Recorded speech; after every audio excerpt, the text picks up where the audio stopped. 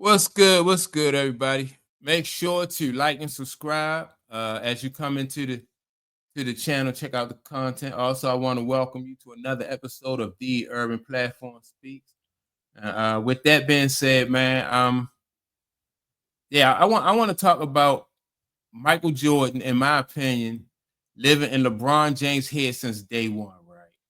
And so the reason I say that is because they used to say, like, when Michael Jordan kind of like lulls you to sleep at the beginning of the game. Mike is he's shaking your hand at the beginning of the game before they toss the ball up, and he's saying, he's very polite and complimenting you. Even I remember Brian Davis said that Michael Jordan complimented him on the cologne that he was wearing before the game, right? And he just said that he was so mesmerized by the fact that Michael Jordan gave him a compliment and noticed his cologne that he wasn't even playing defense, or forgot to even play hard against Michael Jordan. I heard other players say that too, like what's the guy named Allen Houston said the same thing, that Mike will lull you to sleep, and then once that ball is tossed up, then Mike is trying to kill you, right? And so I think that Michael Jordan he's very adept at playing like mind games. And so, you saw it throughout his career. He played mind games. He just wanted to dominate his opponent and not give you any type of, he don't want to give you no hope of even winning and beating him, right? And I think that Michael Jordan, with his play on the court and what he was able to accomplish on the court, that got into LeBron James' head, right? When you look at Michael Jordan's career, like if you just going into the NBA and you look at a guy who has won 6 championships, all the scoring titles, defensive player of the year a few years, and all the accolades, the individual accolades and the team accolades, and you see all of that, man, and you looking at how, number one, how hard it is to play at that level. Then number two, like how you need to dominate at that level you need to dominate at that level, at the NBA level, from day one, and you need to be consistent about it. So what you need around you is you need a great coach, and you need a great organization. So that right there, I think from day one was in LeBron James's head. He went to Cleveland. I forgot the name of the guy. Brown. I think it's Mike Brown. I think the guy name was Brown or something. The owner. It might not have been Brown. But anyway, so maybe LeBron James didn't have confidence in the ownership and the coaches and stuff up there. And yeah, from day one, I just thought LeBron James was behind the 8 ball. He was definitely behind the 8 ball. And that led LeBron James to panic and make some mistakes throughout his career that I thought just put him further behind Mike and just further exposed the fact that he was not Mike. Number one, I'm gonna tell you, and people may get mad with me saying this, right? LeBron James, coming from a single parent household, I think put him at a disadvantage.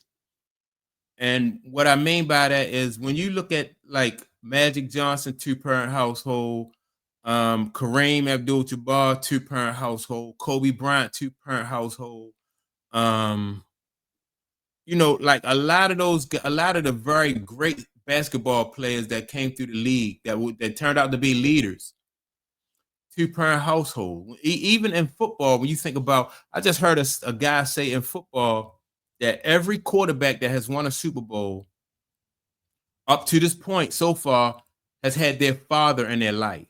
And so all great athletes, all great actors and entertainers, like if you take Kobe, what's the guy now? Not Kobe. Kobe, 2-parent household.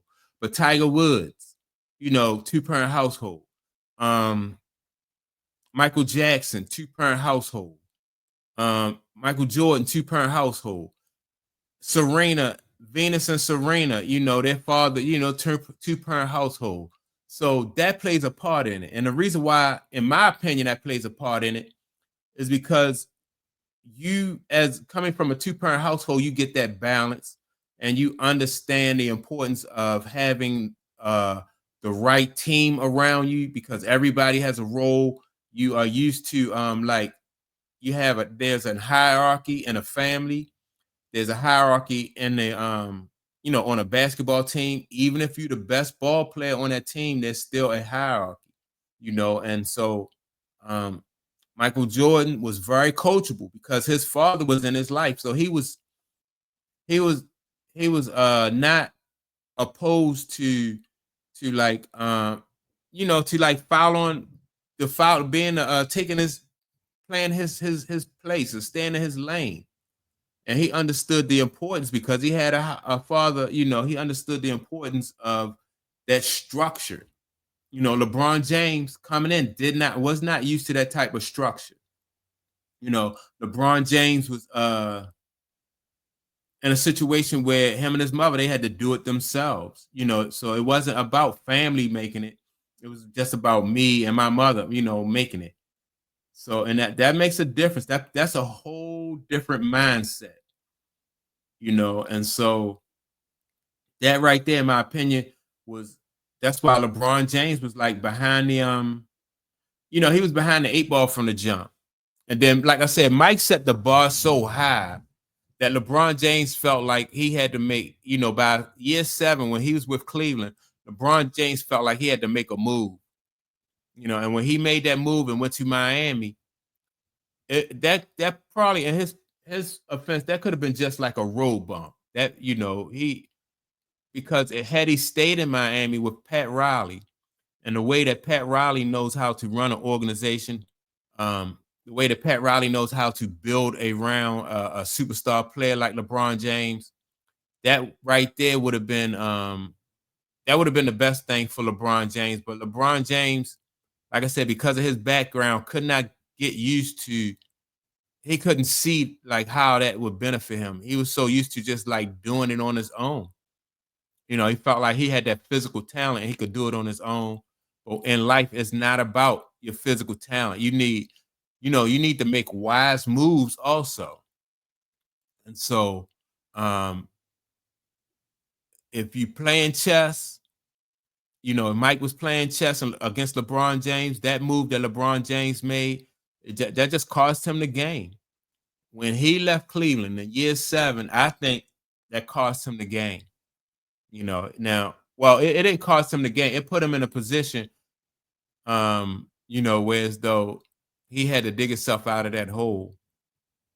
And once he left Miami to go back to Cleveland, that cost him the game. It was not only was it checkmate. Once he left Miami, he left Phil Jackson. He left Pat Riley. So once you left Pat Riley to go back to an organization, Cleveland, because LeBron James had the talent, he had the physical talent on his own to lead Cleveland to a championship. But he didn't, chasing Mike. And Mike, he all the time, every decision that he's making, he's thinking about Mike. He's the chosen one. He's the king. He started looking at things different. He felt like once he won that championship in Cleveland, that made him the GOAT. And no, it wasn't it. It wasn't it. He wanted to be the GOAT, but he that ship sailed once he once he from the jump. I don't think it would have been so much. LeBron James was up against so much from day one. The timing was right. Like I said in previous videos, Mike also benefited from being in the right place at the right time, and willing to put in that work that it took to take advantage of the situation that he was in. LeBron James never really demonstrated that he was going to put in that kind of work that Mike put in. And so, LeBron James, like I said, he really played himself out of position. Mike if it was a chess game, Mike beat him, and Mike will continue to beat LeBron James, so I don't think anybody will ever be able to catch Michael Jordan because Mike set the bar so high. You know, I don't think, anybody be able to beat Michael Jordan. He just set the bar so high. And coming in, like when you come into the NBA and you see everything that Michael Jordan has done, the number one thing you don't want to do is you want to be the best you can be. You don't want to try to be like LeBron James that he getting number 23 and he just, I don't know. He should have been trying to be the best LeBron James he could be. That would have been his best chance. That would have gave him the best chance. But other than that, he not really been. Mike has been in his head since day one. Mike just set the bar so high.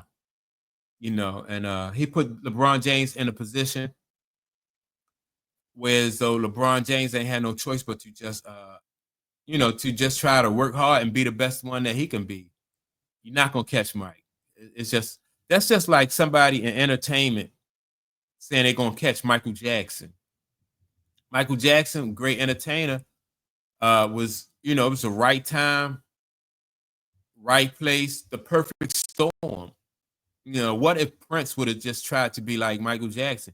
Only thing Prince could do was just be the best Prince that Prince could be. People love and appreciate Prince. Most people don't put Prince ahead of Michael Jackson. And then most artists don't try to compete with Michael Jackson or Prince because they know just be the best you can be. That was a perfect.